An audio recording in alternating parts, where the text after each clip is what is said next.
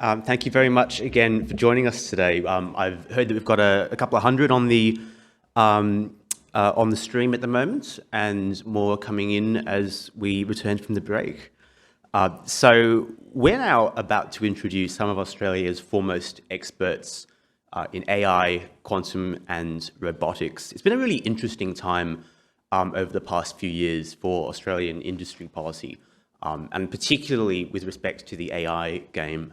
Several years ago, there was, with the advent of Malcolm Turnbull becoming Prime Minister, the National Innovation and Science Agenda, which introduced a raft of policies to incentivise investment in these spaces. But this came at the same time as the shutting down of the automotive sector, as some of you may recall, with Ford, Holden and Toyota leaving the country and shutting up shop. I think that contributed to a rather heated debate with respect to AI taking people's jobs, a debate that wasn't particularly helpful or representative of the state of the industry and the state of technology. In 2021, Simon Devitt wrote in the AFR that the Australian Research Council, which was the premier funding vehicle for fundamental and applied research, established the Special Research Centre for Quantum Computing Technology, and that this was a huge step forward with respect to the developments of the next frontier of what's going to take Australia forward. We've certainly been, over the 2000s and 2010s, one of the premier global R&D players in the quantum space. And during the 2000s, we saw the proliferation of quantum research groups across the country and the establishment of many ARC centres of excellence. And these were focused on developing the fundamental technological underpinnings of quantum. Combined with an aggressive recruitment campaign, both domestically and internationally, Australia signalled to the world that quantum was going to be a major part of technology innovation in the 21st century. This was, of course, backed up by the government setting up the Quantum Computing Company in partnership with a number of large tech players a few years ago, and Michelle Simmons continues to lead the charge out of UNSW to this day. And I think it's really not hyperbolic at all to say that Australian research institutes and Australian researchers have shaped the global development of quantum tech to a remarkable degree. About 5 years ago, quantum computing, communications, smart sensing technology began moving out of labs as it caught the attention of major corporations and the venture capital community worldwide. And with our comparative advantages in Australia with respect to the mining industry, those technologies have never been more applicable. The rest of the world has certainly caught up. Only last month, 800 people attended a quantum conference with leading researchers and entrepreneurs and advisors. So the question now is, where are we now? What happens when AI and robotics meet quantum?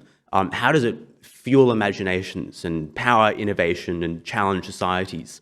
What does the future really hold? And what are the skills that we require critically to harness the potential constructively? In this session, we're going to hear briefly from each of our global experts, and then I'll sit down with them for a Q&A session.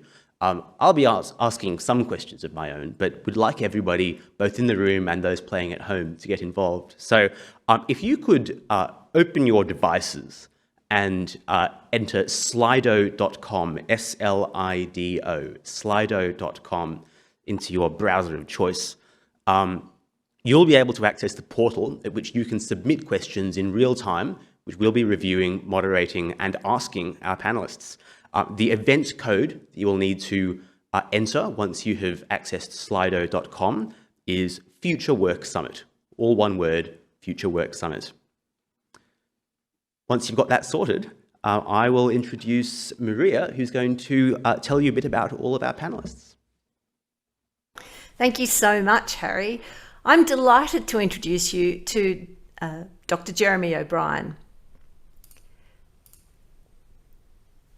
Jeremy is the co-founder and the CEO of PsiQuantum, and PsiQuantum is building the world's first commercially useful, large-scale, general-purpose quantum computer to solve many of the important problems that will be forever beyond the capabilities of any conventional computer. Jeremy has dedicated more than a quarter of a century to this mission more than 25 years to this mission, having identified quantum computing as the most profoundly world-changing technology with the potential to tackle some of the greatest challenges we face across climate, healthcare, life sciences, energy, and beyond. PsiQuantum is working with global Fortune 500 companies to identify the most valuable quantum use cases for their business and to develop the algorithms that can be run on the world's first commercially useful quantum computer. Prior to founding PsiQuantum, Jeremy was a professor of physics and electrical engineering at Stanford and Bristol universities and director of the Centre for Quantum Photonics. His work towards scalable quantum computing includes micro, nano, and atomic scale design, fabrication and operation of superconducting and semiconductor devices, the design, construction, and operation of cryogenic and ultra-high vacuum systems, the design, construction, and application of low-noise electrical measurement to organic, super, and semiconductor or nano structures, and the theory of quantum computing. Jeremy received his PhD from the University of New South Wales. He holds a Royal Academy of Engineering Research Chair in Emerging Technologies, and he's a Fellow of the American Physical Society and the Institute of Physics. Ladies and gentlemen, please welcome Dr. Jeremy O'Brien. Thanks very much for that kind introduction. I think I need to check with my communications team that we don't get too carried away with these biographies in the future, but that's very, very kind, and thank you very much. It's really a great pleasure to be with you, at least virtually today, and I'm excited to just share a bit of my perspective on this very exciting event that you have going on here. So as you've heard, my name's Jeremy O'Brien. I'm one of the founders and the CEO of PsiQuantum. PsiQuantum is about a 6-year-old Silicon Valley company. We're about a couple of hundred scientists, engineers, and technologists, and we are doing just one thing, which is to build a fault-tolerant and therefore useful optical quantum computer.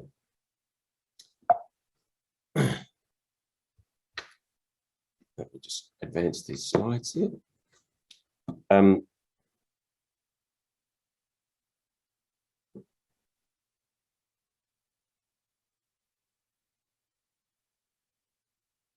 more.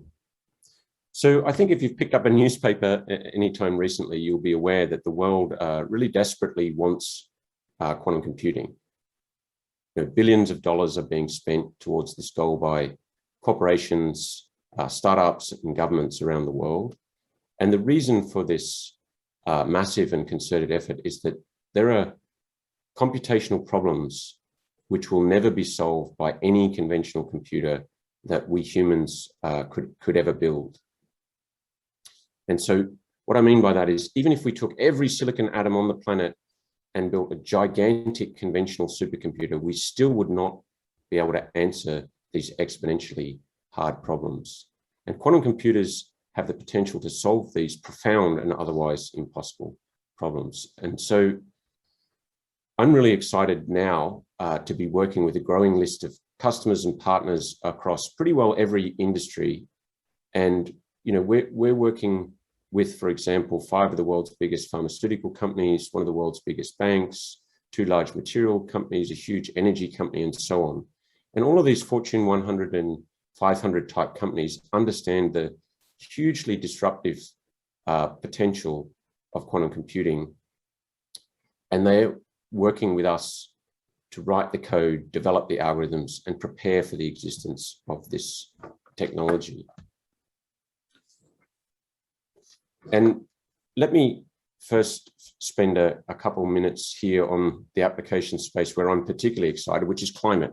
Quantum computing has the potential to allow us to design new catalysts for carbon capture and use, new better batteries, fuels, fertilizers, etc. And what's sort of interesting to me is that around the world, we're seeing huge corporations who have been able to essentially happily ignore chemistry and physics for decades, suddenly realizing that the technology that they are built upon is no longer fit for purpose. And this is forcing them to search for alternative chemistries. And the fact is that conventional computers have a really hard time simulating chemistry. And those conventional computers will always have a really hard time, i.e. large instances will always be beyond the reach of any conventional computer. And the only way to perform the exact simulations of molecules, reactions, and so on that is required for practical, deterministic, in silico design is quantum computing. And so I'm really excited that our quantum computer will be able to accelerate step change improvements in these critical technologies, which I believe will be required to sustain a good quality of life on the planet with the growing population that we have. And I think just make sure I'm on the right slide here. I went backwards instead of forwards.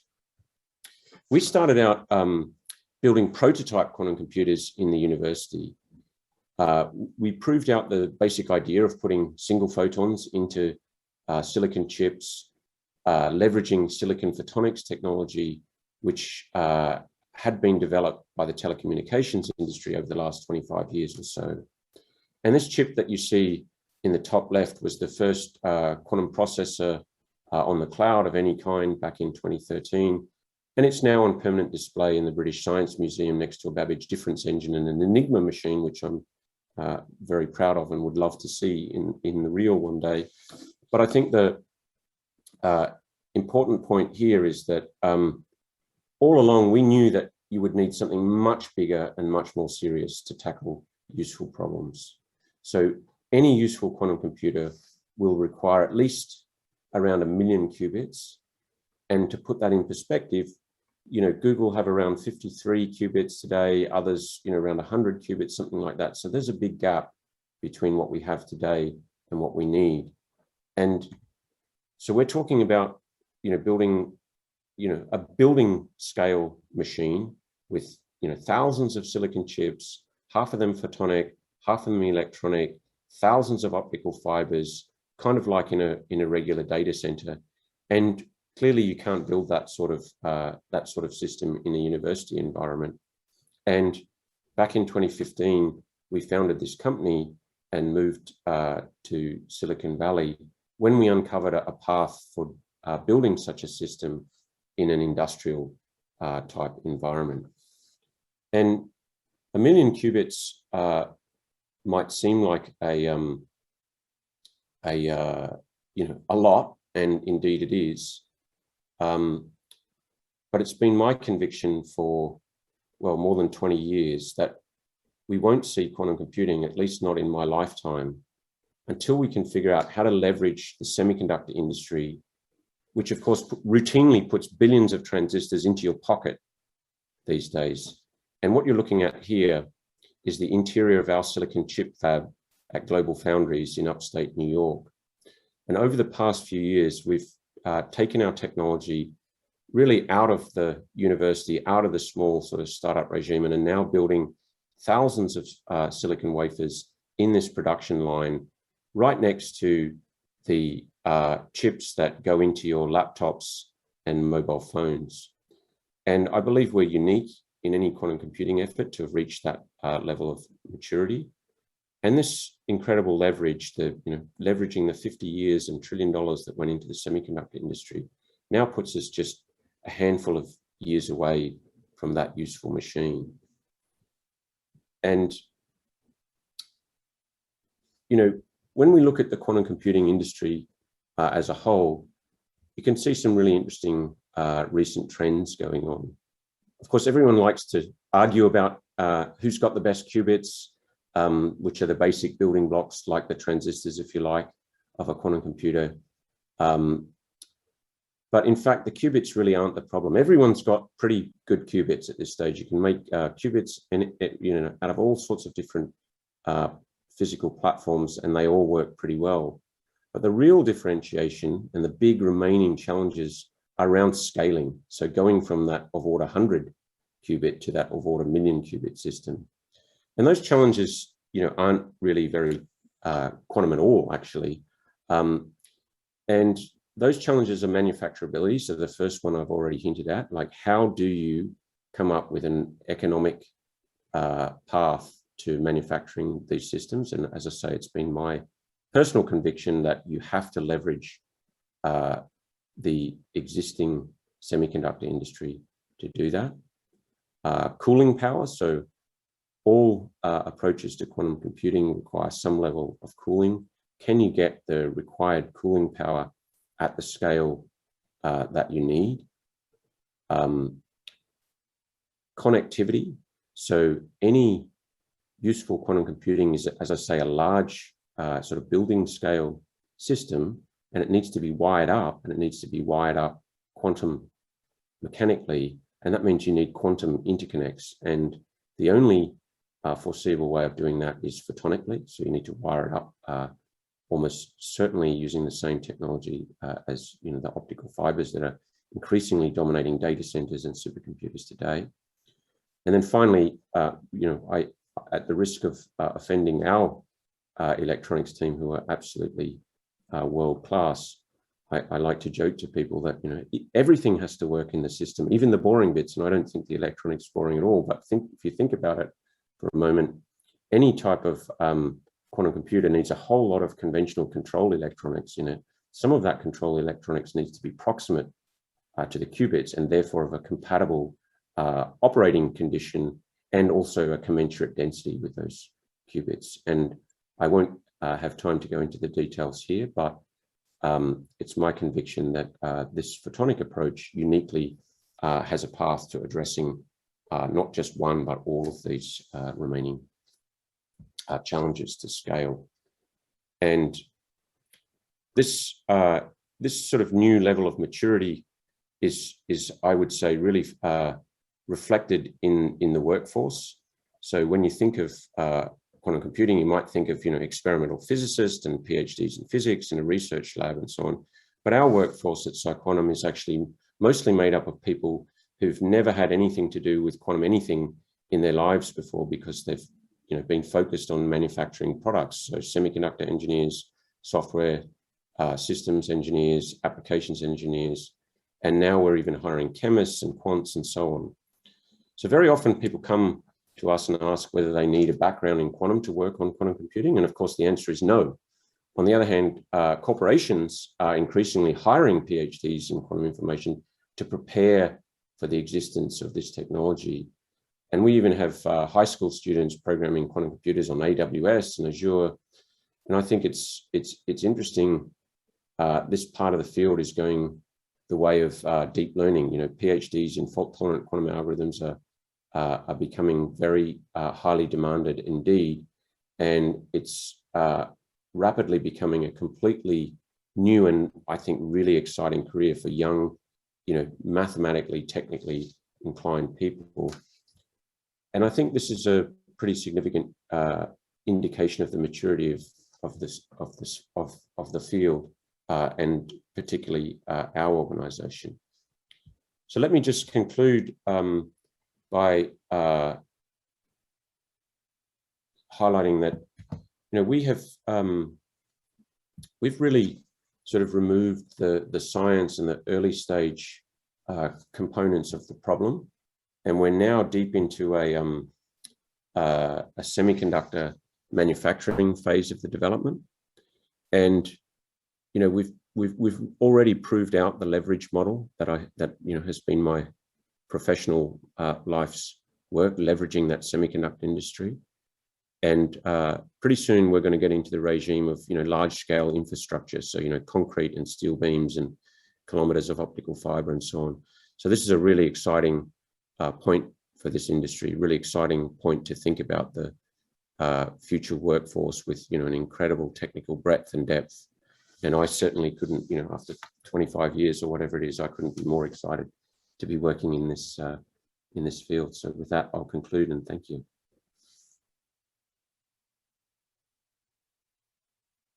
Some of those detailed resumes.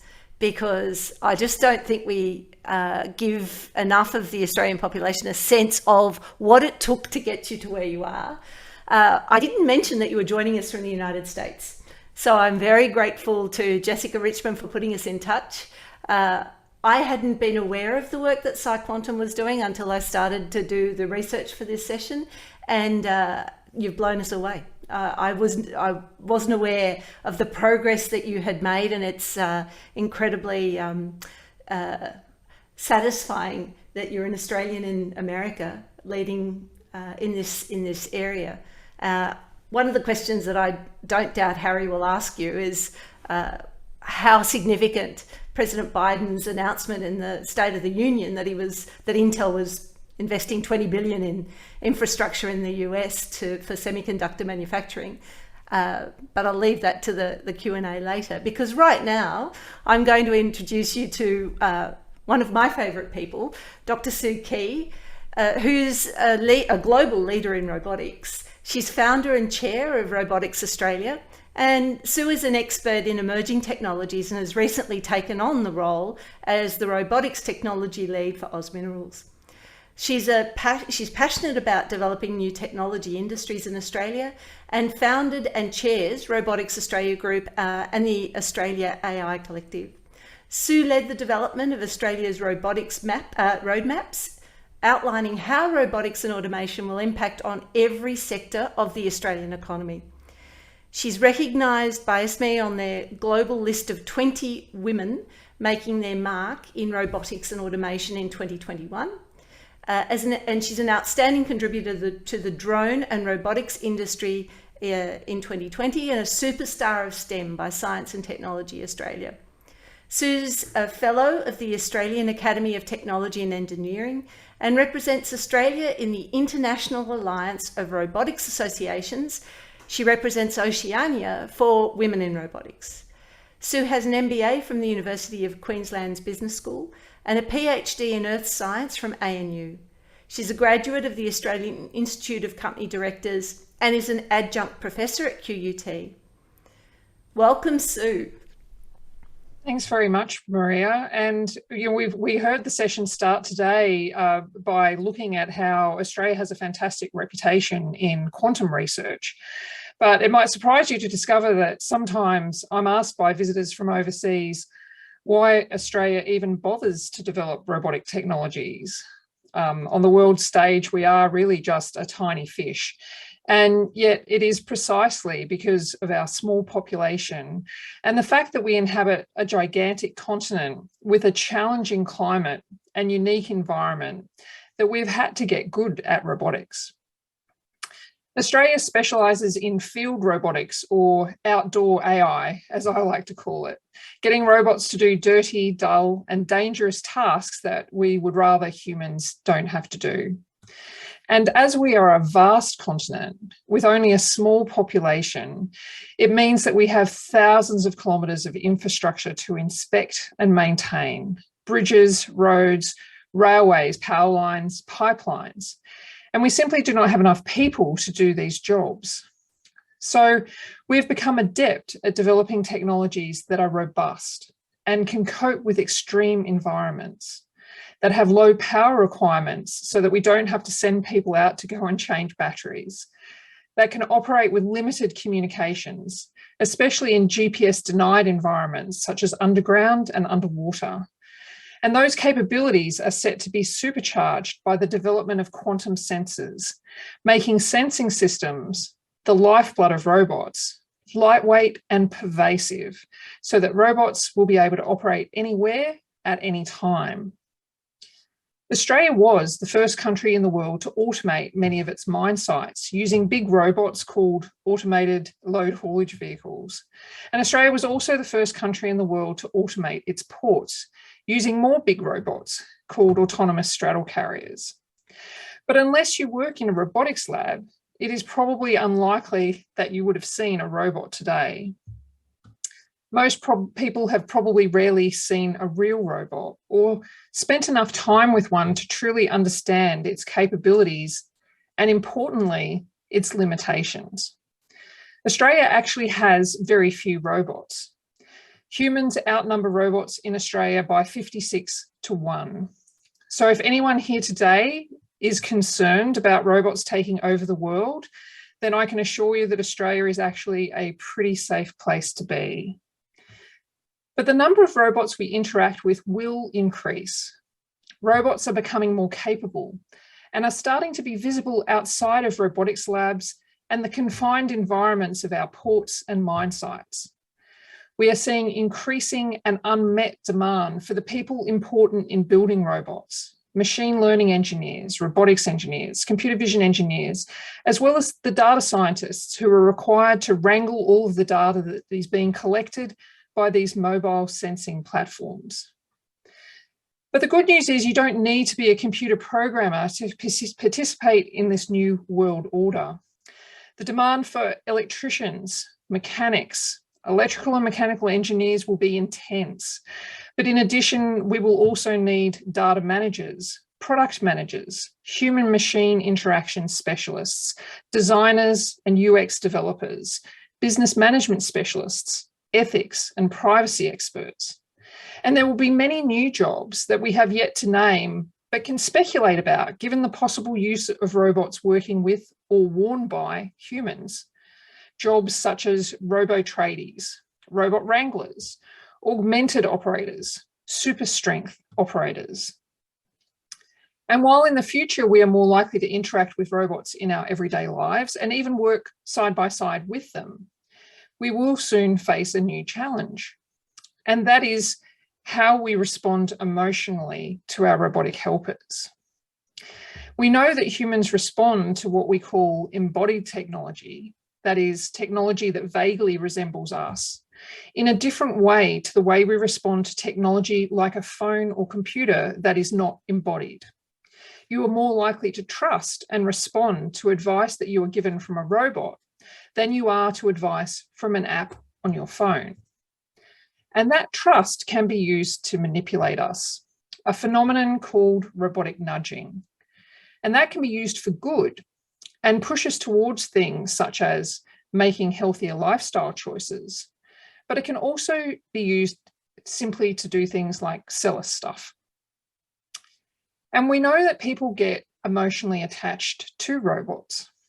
In the army, some units with robots have been known to assign their robots personalities, to promote them, to award them medals, to record their successful missions, and even to hold funerals for the destroyed machines that have assisted them on the front.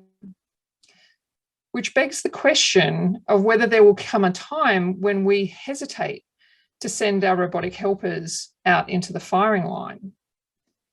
And while we care for robots, robots are increasingly caring for us. We're already seeing companion robots entering people's homes. Perhaps we will gradually cede our control over to such robots in the same way that we're gradually ceding control over to our cars, which already make a lot of decisions for us. And so these quantum and AI-enabled machines are likely to enter our lives, and perhaps we won't even notice, except to appreciate a handy technology that allows us to stay in our own home as we age, or helps us to do our work. But as we age, we will likely turn to cybernetics to give us quality of life. Cybernetics is where the biological, physical, and the digital start to merge, and we accept machines into our bodies.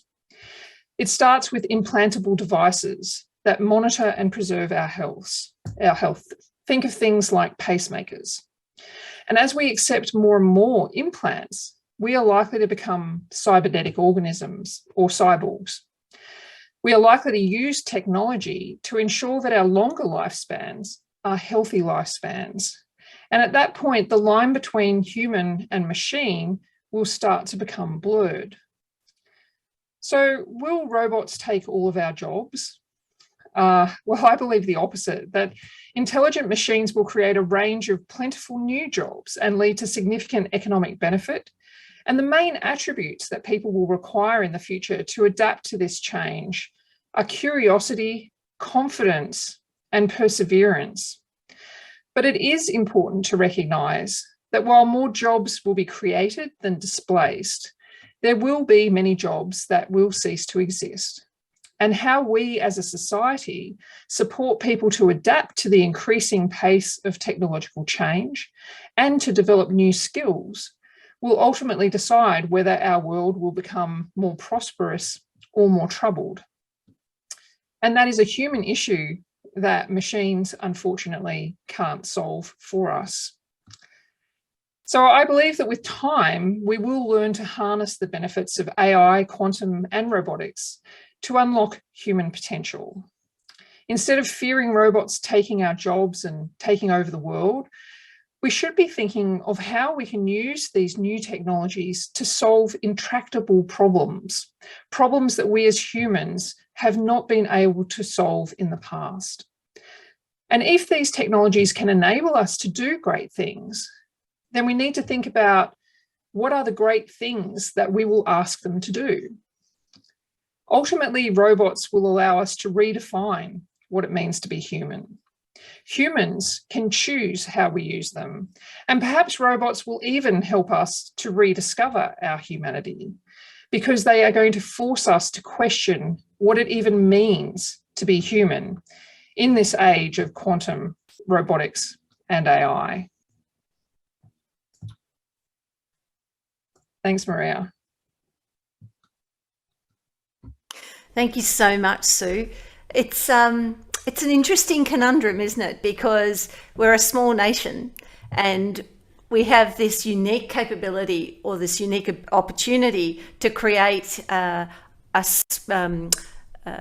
niche in satisfying the needs of smaller communities. Not everything needs to be done at the scale of those manufacturing plants out of traditionally strong robotics centres. So I'm interested to see how Harry takes that conversation when we're in the Q&A. Okay, so we're really fortunate because, I mean, I keep having to pinch myself with the talent that we've gathered today. Next we're going to meet Laureate Fellow and Scientia Professor of Artificial Intelligence at the University of New South Wales, Professor Toby Walsh. Toby is a leading researcher in artificial intelligence. He's, as I mentioned, he's a Laureate Fellow and Scientia Professor of Artificial Intelligence in the School of Computer Science and Engineering at UNSW in Sydney. And he leads the Algorithmic Decision Theory Group at CSIRO Data 61. He was named by the Australian newspaper as a rock star of Australia's digital revolution. And he's been elected a Fellow of the Australian Academy of Science and the Association for the Advancement of Artificial Intelligence and of the European Association for Artificial Intelligence. He's won the prestigious Humboldt Prize as well as the New South Wales Premier's Prize for Excellence in Engineering and ICT and the ASCP Research Excellence Awards. He's previously held research positions in England, Scotland, France, Germany, Italy, Ireland, and Sweden. And he's played a leading role at the UN and elsewhere on the campaign to ban lethal autonomous weapons, or as he puts it, killer robots. It's wonderful to have you with us today, Toby. Over to you. Thank you very much. I have to say my family do find the description of as a rock star is highly improbable, but we'll leave that there. I've spent my whole life trying to build artificial intelligence, and I'm certainly looking forward to the arrival of some quantum computing to help me do that. But I do want to express a moment of caution. It will make a big difference to our lives, I'm sure. And there are many problems, especially in terms of things like molecular simulation and maybe weather simulation and other areas that quantum is going to be a real game changer. But it's not going to let us completely solve artificial intelligence. There are computational problems that we know even quantum can't solve. So there's still a significant challenge, certainly to build machines that match all of our capabilities, all of the capabilities of the human brain. So whilst they're going to be a useful tool, and they're certainly going to help us deal with things like the fact that Moore's law is now already ended, they're not going to be solving the problem completely. The analogy I like to give to people is called the faster thinking dog. So just imagine for a second your family dog. And imagine you had a little dial on your dog and you could change the speed with which your friendly mutt could think. And so you could turn up your dog's thinking speed. Now, it would still, I imagine, even if you could turn the dial up as high as you possibly could imagine, it would still ultimately be a dog and do doggy things. It would chase cats and birds. It wouldn't start writing the works of Shakespeare or composing the music of Beethoven or Bach, or start proving mathematical theorems or inventing new science. It lacks some fundamental things. It lacks language in particular. So there are some, just having a dial where we can turn up the speed with which our programs run is not going to solve intelligence for us. It's only going to be helpful, but it's not going to be enough. Indeed, the place where I suspect you're going to see the first commercial, first practical applications are going to be in quantum cryptography, and that's going to completely transform how we do cryptography, both by undermining the conventional means of cryptography we have today, and also by providing much more secure means of cryptography for the future. Like Sue, I am nevertheless looking forwards to AI and robotics helping us to automate many jobs. Like Sue, I point out that it's going to do the 4 Ds, the dirty, the dull, the difficult, and the dangerous, and that's something that we should be pleased about.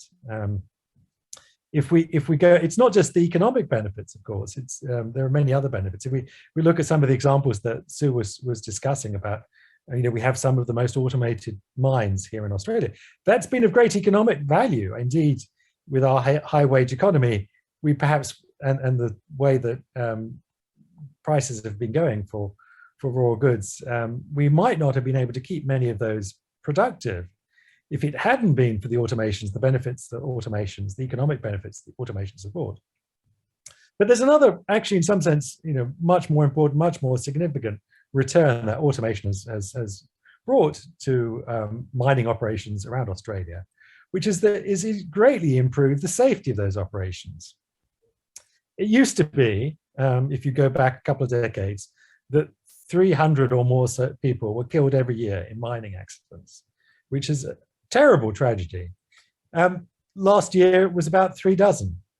There's been a 10-fold reduction in fatalities and also in accidents in the mining industry, largely because we've put people out of harm's way. We've literally got robots taking over the jobs of people in dangerous places. And so people are no longer in the coalface.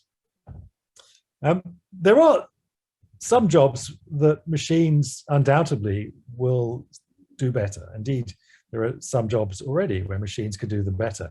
Why was it back in '97 that Deep Blue became better than Garry Kasparov, the world champion at chess? Why was it in 2016 that AlphaGo beat Lee Sedol, one of the best Go players on the planet?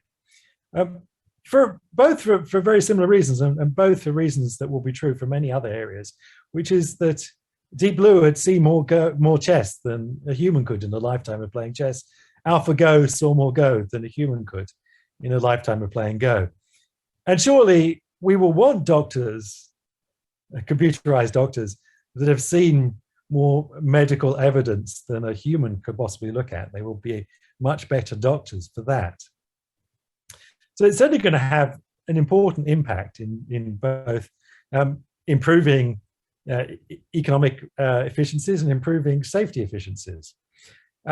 In the report that we wrote for the Australian Council of Learned Academies, Horizon Scanning report, looking at the potential, we pointed out that the potential was to improve all of our well-being, not just our economic, certainly that is possible, but our societal well-being and our environmental well-being.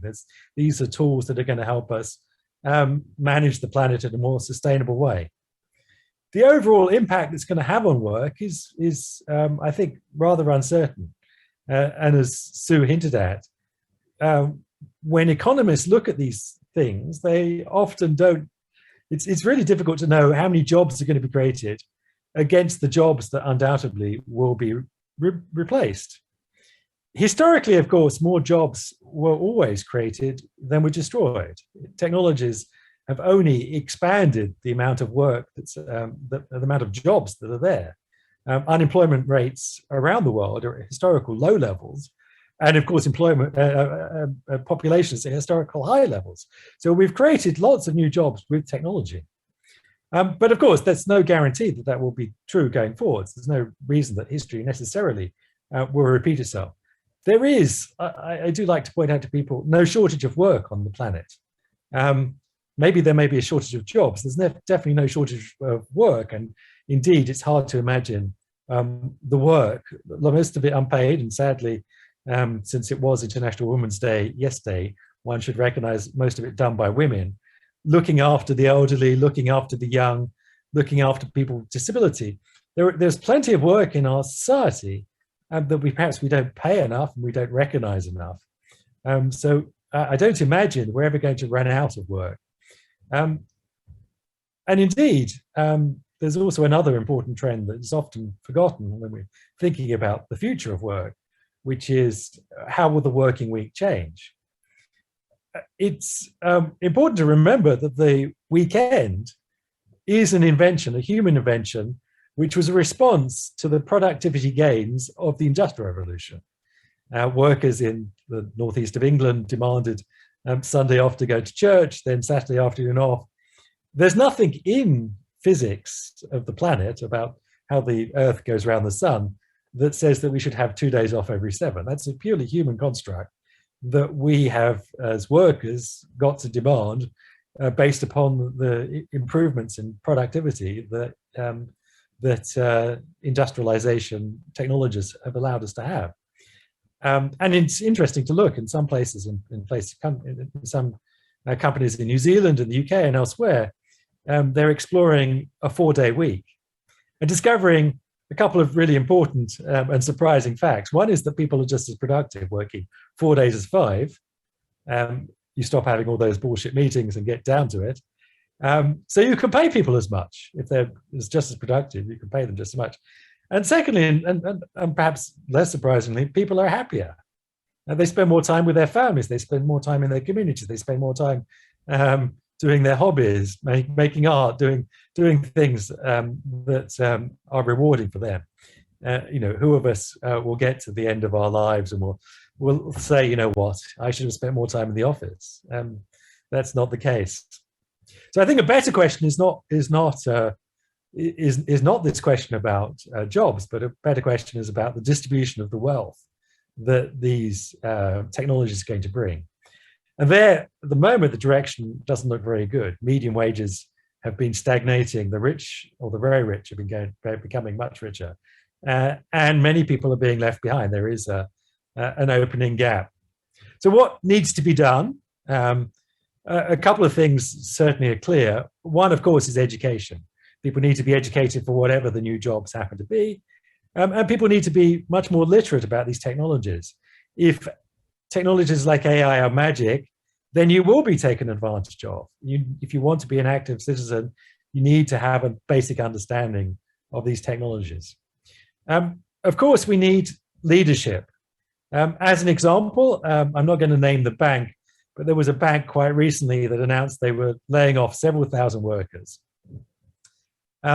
because they were able to do the work with fewer people. So perhaps the bank was the wrong size. But at the same time, they announced that they were going to hire several thousand workers with the new digital skills. That shows, to me, poor leadership. How could it be that their workforce didn't have the right digital skills? Why did they allow their workforce not to be retrained on the job? It's going to be a very expensive process to find those people with the right digital skills. Management was asleep on the job. I compare that to a significant mining company. When they automated all the trucks in one of their mines, all of the truck drivers were found alternative jobs. I think those are the sorts of things, that's the sort of leadership that we're going to be looking for. That's the sort of leadership that we're going to be expecting in the future. Other things that will be needed, We certainly need to look back at history and see what we could learn from history. This is not, of course, the first time that technology has disrupted our economies. And if we look back at what happened in the first industrial revolution, we made some pretty profound structural changes to the way we ran society. We introduced unions, labor laws, universal education, universal healthcare to ensure that people had work, were trained for the work, and that people were protected. I think I'm going to end just by pointing out this is I think a very important historical moment as we come out of the pandemic where we rethink our lives. And it's worth remembering we did some impossible things in the last 2 years. People didn't call it that, but we introduced universal basic income. JobKeeper, JobSeeker were paying people to stay at home. We worked out actually we could afford that. I think now is a time where we can think unthinkable ideas like this. Hopefully those unthinkable ideas are not nuclear war, but a more just, fair and healthy society, where technologies like AI are used to bring us greater shared prosperity. There are a bunch of wicked problems we face today: the climate, a bunch of tyrannical despots around the world, somewhat fractured politics, increasing inequality. And I end with just the observation that if we learn one thing from the terrible tragedy unfolding in Ukraine today, it's the value of leadership. And in these difficult times, as we adjust to these technologies that have the potential to bring great wealth, we will need great leadership. Thank you. Thank you so much, Toby. It stands to reason that if we are going to change the world, not only do our technologists have to provide us with the options, but our leaders need to know what to do with it. So, point well made. Now we're being joined by Emeritus Professor Christina Slade. Christina is in person in Adelaide, so she and Harry will share a stage. Christina is a former British Vice-Chancellor. She was educated in Adelaide and also at the Australian National University and Oxford. She's a philosopher and an expert on new media. Christina's been a professor in the UK and the Netherlands, in the United States and Mexico. She's advised government on the future of higher education with a focus on the importance of creativity in the new world of work. Christina's a University Council member at Charles Sturt University. She's chair of Lincoln Education Australia, a board member of the Media Centre for Education Research Australia, and an advisory council member for the QS World University Rankings. She's also a member of the AICD and was formerly a member of the UK Institute of Directors, having completed training in financial management and board governance with the Leadership Foundation UK. Welcome, Christina.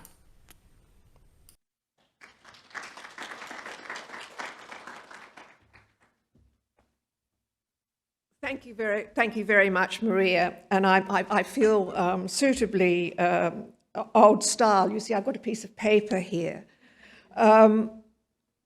With you all, I'm very excited about the new technologies we've discussed today, and I'm overwhelmed by the creativity of those people we've just heard and their brilliance, their academic brilliance. It's extraordinary. But I am asking today for moments of reflection as we move through this time of extraordinary change. Our speakers have commented on it, but it is important that we think about whether we're creating a world where our lives are worth living.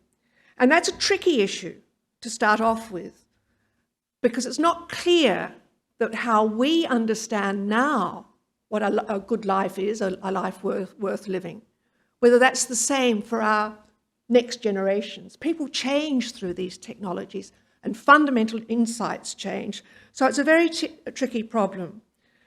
What I want to do is just raise three points and one suggestion as to frame how it is that we might start to have that ethical discussion.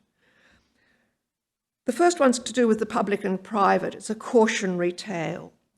We're all fully aware now that our very, very deep intuitions about what should be private and what should be public have been cut through by new technologies. That is, what is our private data? What belongs to others? Those intuitions function also in a slightly different sense of the public and private. Does it work for private enterprise or for government, for public enterprise? We in Australia have always been, a bit like the Americans, somewhat sceptical of government taking our private data. We've been much less sceptical when private companies take our private data. We simply did not worry about Facebook.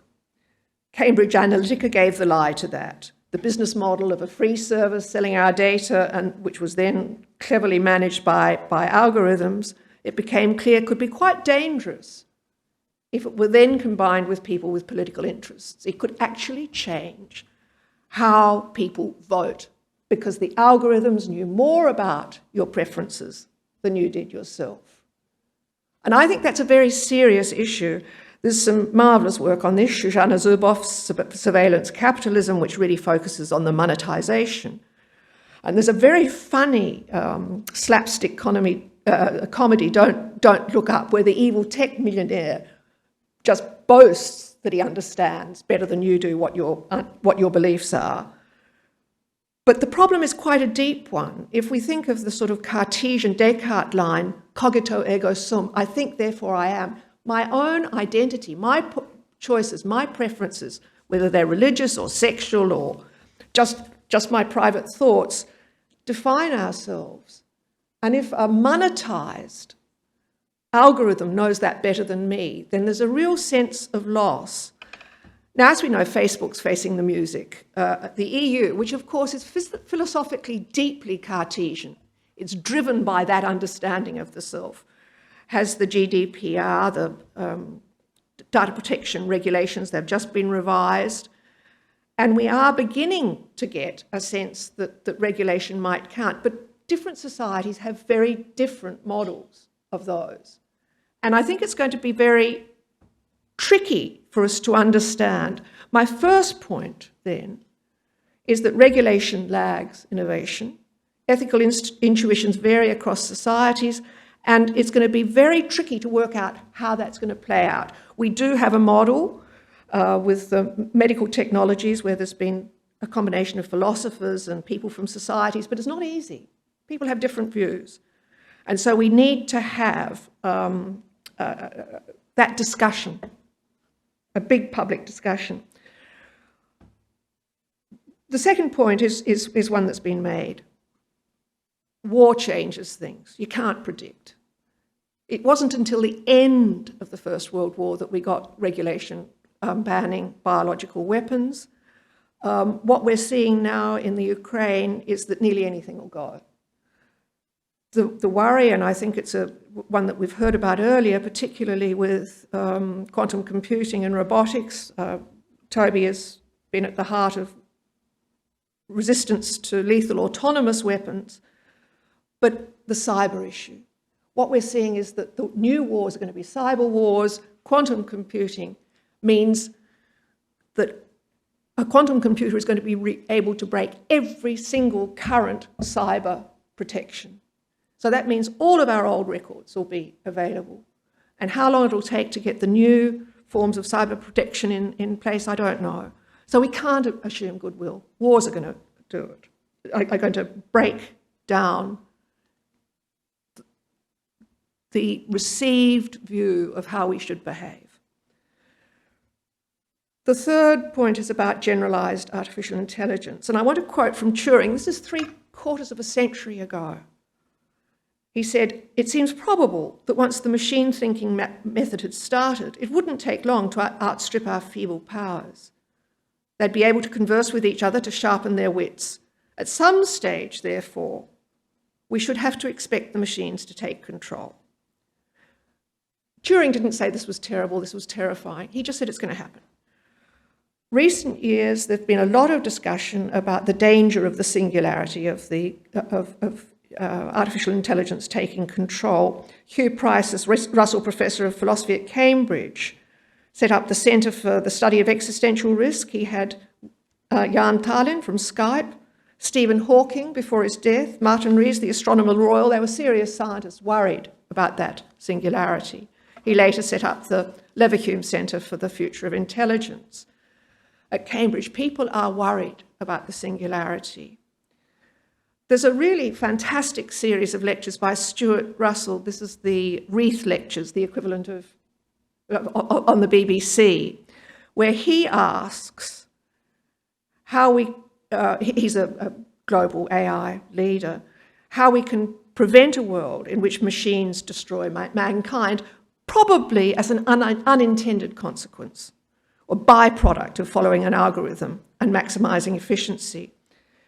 His tentative answer, and I'd need Toby to explain whether that would work, is that all algorithms guiding machine intelligence should be required to prove that they wouldn't damage humanity. Now, that's a big ask, because that means quantifying over all possible algorithms and all possible human states. But that's perhaps these highly intelligent people can do that. But then you wonder about what the world is going to be like. And Keay from Cambridge asked Sturt Russell that. He said, what's the world going to be like with this machine intelligence running it? And he said, Sturt Russell replied, and he said, it'd be like living in a curated zoo. Now, that doesn't sound terribly attractive to me. And I said, well, what about wanting to do things, having aims, and as the answer is, well, of course, it's such a very highly intelligent machine. It'll be able to work out how to make you feel excited about things and want to do things and move on. But somehow that doesn't seem quite right. So my third point is, even if we get regulation right, will human life be worth living? And will it be, how can we think about that now? Because the future generations are going to be so different from us. Of course, there's been a long philosophical tradition. It's one that I was brought up in, of debating what the good life is, what it is to be ethical. And I think that we need to keep doing that. But I think it's a very difficult ask for those of us now. And I want to make my slightly radical suggestion, partly because I'm sitting here in Adelaide, which is outside this room, the most fantastically exciting festival going on, Writers' Week, huge font of creativity and imagination. And I want to say, maybe we need to look to some of those other creatives in the arts.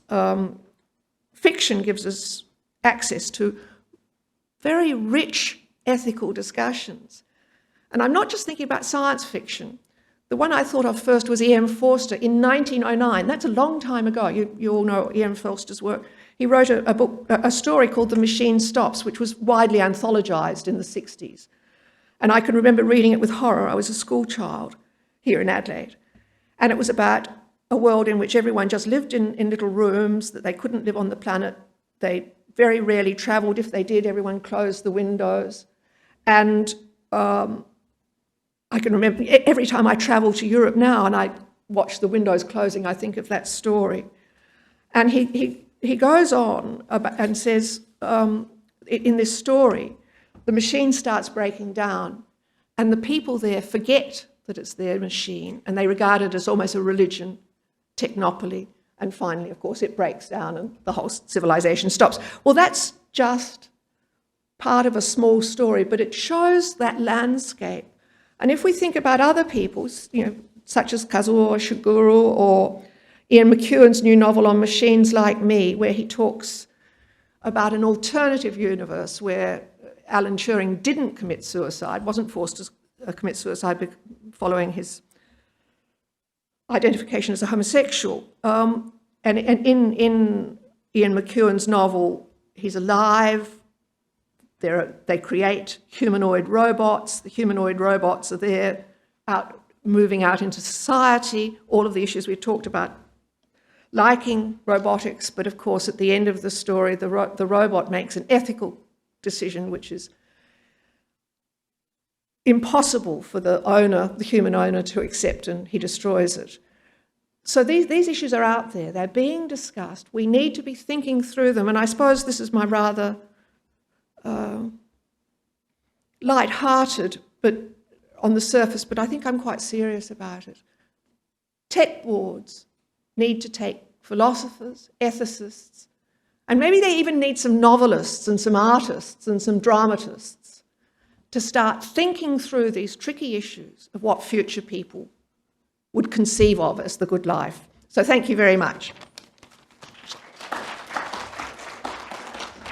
Thank you so much, Christina. And we'll have 15 minutes or so to go through some questions. Thank you very much to everybody who's put questions on the Slido. I think it was a really interesting point that you just made. It reminded me of back when we could go overseas for conferences, Yes. when I was last in Singapore, and the CEO of DBS, one of the largest banks in the world, said that the leading skills in financial services over the next decade are not going to be quantitative, but they're going to be humanities related and philosophical. And so the question I want to pose to you on that point is this. What is the best way for those outcomes to be channeled? You talked about regulation and how Australia as a country should step up and regulate the way that data is used in privacy law, etc. But I think it's fair to say that we're generally price takers in the regulation game. What are the sorts of global vehicles that should be leading the charge? That's a very interesting question. And in fact, if I may, I might throw it back to Toby, because in an earlier discussion that we'd had, Toby made the point which I hadn't thought about, which is that while we don't all, this is a global question. It's a global issue for us, how we're going to regulate. And in this discussion that we had some months ago, Toby argued that in fact there is a sort of tendency for something like the European GDPR to spread out. That once these issues come up, the regulatory structures work out. Now, the GDPR, if anybody's seen it, is one of the most baroque and highly Brussels complex instruments. It's been revised. But I think that we do begin to see this almost osmosis of regulation. But Toby's far better informed and has this particular interest in the lethal weapons. So if I could throw that question on. Yes, I agree. I mean, regulation does, especially in the tech space, does tend to be quite viral. There is now a Californian version of GDPR. It's slowly being incorporated into the United States. And many of those data rights have been given voluntarily to people here, by corporations to people here in Australia, just because, well, A, it's easier to have the same code for everyone, and B, so that the tech companies can claim that, well, we give you the best possible rights available. I do think, though, that the best of, and that's a good example of that is also, why did we get such pushback from Facebook and various tech companies around the media regulation that was introduced here? Not because they could have pulled out of Australia as the market and said, we're not going to abide by these absurd rules that the government was trying to introduce and the tax that they were trying to introduce. They didn't. They went the nuclear option because they realized that was going to set an important precedent, and it has set an important precedent. There are a number of countries now where similar media bargaining rules have been introduced, in France and elsewhere, where the tech companies now are having taken away the income stream from conventional media, are now having to pay it back in the form of a taxation. So it's definitely the case that this regulation can be very viral. But I want to just end up with one other observation, which is that the best place to apply regulation is not at the global level. There's very little that we're going to collectively agree. The Chinese are going to agree with the Americans, that are going to agree with the Australians. The least common denominator is not going to be much. It's not going to be much worth having. And we are going to have different views as to how do we trade off individual rights against collective rights. China, they'll draw the line in one place, and here we'll draw the line in another place, and in the US they'll draw the line in some other place. But the most appropriate place is to apply regulation at the national level. And certainly in terms of AI regulation, I always like to point out to people, we never agreed what plugs that we were going to have around the planet. That was something simple, how many pins and what shape they should be. So to imagine that we could agree something so much more complex as artificial intelligence, I think is wishful thinking. But we can hope to do that, I think, at a national level. We're seeing politicians waking up to the idea that it is appropriate. Indeed, there was a time, I think, where it was thought that you shouldn't and you couldn't regulate digital space. It was somehow different, not physical. And you shouldn't because it would stifle innovation. I think we're seeing quite the opposite now. You can and you should. That's really interesting. I think one of the ways that those regulations can be applied in a really unusual way is labour relations. And you touched on this in your speech, Toby. But I recall some time ago, David Cameron got into a bit of trouble when he said something along the lines of, not everyone's going to be smart enough to have a high-paying job. And I think perhaps the better way to express that sentiment would be that not everyone's going to become a data engineer or a data scientist in the new economy. What is the future of income inequality? I mean, is it the case that line workers in factories are going to become the gig economy workers of the 21st century when those jobs are automated? If I could pick that up, the future is what we want it to be. It's entirely what we choose it to be. And technology permits many different futures, one of which there is a growing inequality within society. There are people who are in very lowly paid, jobs that are too lowly paid that it's not worth automating them. And there's also a world in which we value people and we decide to share the benefits around, like we did with the Industrial Revolution. I mean, we did that the first time. I mean, we did introduce unions so that people had a collective bargaining power so that they could actually argue to get Sunday off to go to church, and they could argue not to be sent down the pit if they were children, things like this. Those were all choices we made to share those benefits around. And so those are precisely the same choices we get to make today. I think that takes us back to one thing that Jeremy talked about at the start, which was supply chain dependencies and research not necessarily being the bottleneck, but the bottleneck being things like producing enough silicon chips or producing good enough cooling. Do you think, Jeremy, that the focus is too strongly on the theory or the theoretical physics of quantum and not enough on the practical engineering? Yeah, I think it's got to be both, right? Like, we need to understand how to deploy this technology, and we don't fully understand that yet. And I guess Toby highlighted this point. Like, despite a lot of enthusiasm, no one knows how to use a quantum computer for a machine learning application end to end. There's good reason for optimism, but no one concretely can give you a recipe for how to do that. We do know how to use it for molecular simulation and other important tasks, but that's got to be ongoing work. And we do that sort of work. I don't know whether you want to call it theoretical, but it's mathematical, let's say, and technical, writing code and doing mathematics. And we do that work with our partners, and that's as it should be. And then I think what has to be the focus is, what does it take to build a useful system, right? We need to start planning around the arrival of these things, and so therefore we need to understand when that arrival is going to be, and that comes from thinking about building that large system and exactly what it's going to take. And it's been my sort of conviction for some time that's sort of that's largely an economic question, right? Like, it's no good having a great plan for how to build a great system if it consumes 50 years and the GDP of the planet to do so, right? Like, that's no solution to something.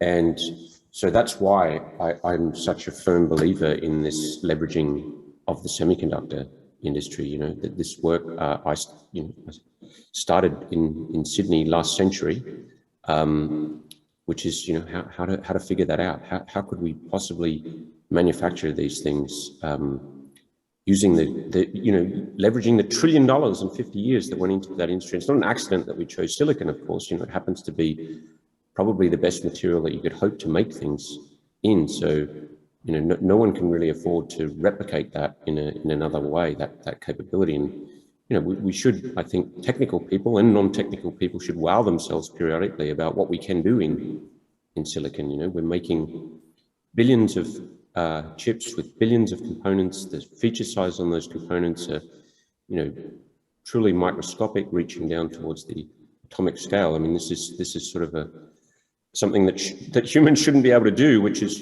track Moore's law for half a century. And so, yeah, I think that's where the questions have to be addressed. Is what are the system? What does it take to build systems? Yes, yeah. We've had a number of questions come through the Slido about how best to leverage the entirety of the workforce in these endeavours, be they young people, be they women. And it reminded me of something that you brought up, Sue, in your address, which was that perhaps Australians sell ourselves short when talking about our capabilities in these areas, but also perhaps as a sector, we sell ourselves short in terms of talking about communicating the benefits of what we do and the excitement and the opportunities that are available to people. How should we best be communicating the work that's happening, be it in robotics or in AI or in quantum? Well, I think it's about framing the opportunity. I think one thing that I didn't cover off on that is important in this discussion, and it builds off something Toby discussed, is that, it's actually our choice. And I think we will be developing better technologies if more people are involved in having a say in what those technologies look like, because our potential is actually to increase workforce participation by using technologies, because there have already been some, interesting experiments with how, people who can't leave their rooms and otherwise quite socially isolated can use technology, for example, to serve people via, a robot that's in a restaurant, and actually feel, that sense of connection and actually have that opportunity to do meaningful work that really was not available for them for physical reasons, that they couldn't attend a workplace. And so I think there are a lot of opportunities like that we haven't even begun to explore. And I think it's also true that we are now seeing, thanks to technology, the opportunity to ensure that there is more diversity in the workplace. And this is particularly been true in mining, where in a lot of cases remote operations centres are located in areas that make it much easier for women to be contributors to the workforce. And so I think with enough design of the process, there's huge opportunities for these technologies to be used for great purposes that would mean inclusion of anybody who wants to participate in the workforce. But I agree that probably that link, making sure that the potential workforce actually has some say in how these technologies is developed, is probably a bit of a missing link. That's a really good point. I think we are out of time, but I do want to just finish on one more question that has come through the chat. And I'll throw this one to the panel. We've talked a lot about the opportunities that are available in all these applications of various technologies, but what are the sorts of things that AI, quantum, robotics should not be applied to in your view? Toby, I know you've written about this extensively in your books. I might throw to you to start off. Yeah, I think there are a couple of high-stakes decisions, warfare being one of them, but equally in the judiciary system, where even if machines could do those tasks better, we would be giving up too much of our humanity if we allow machines to have those tasks. Does that resonate with the rest of the panel? Jeremy, you probably see these theories in practice. Yeah, well, I'm not qualified to talk about AI, which I think is a much curlier question about where it should be deployed. I think quantum computing is predominantly a technology enabler. So it's a technology that enables other technologies, particularly as I've highlighted in that, underpinning chemistry, whether that's, and I think if we're to imagine a future where, we can feed the population, produce energy, tackle climate change and so on, you really want to have this capability, right? And that's where it obviously should be deployed. And, I think we touched on the code breaking aspects of quantum computing, and I'm not super exercised about that in as much as there are, post-quantum cryptography. So post-quantum is a poor name as far as I'm concerned. It means quantum computing robust classical security protocols that the NSA has been instructing people to start deploying sooner than as of years ago, and then they're not sort of enterprise ready or so on, but that's possible. So we just need to get on and do that sort of thing. But yeah. I think this is something that you've spoken about extensively, Christina. I suppose I'm nervous to lay down the law. I think that what we can't afford to lose is the question that's been coming up there on the slide, of the engagement of people in this decision-making process. And that's where I worry. I think that education is critical so that people understand that they have to be part of that debate. They have to take responsibility for the direction that society is going. We can't just leave it to these brilliant chaps and women who are doing these brilliant things. We need to be, all of us, engaged in thinking, what is life going to be? Well, incredible opportunities and very complicated decisions to be made. Thank you so much to all of the panel, to Christina here in the room, and Jeremy, Sue, and Toby on the line. Really good to talk to you all.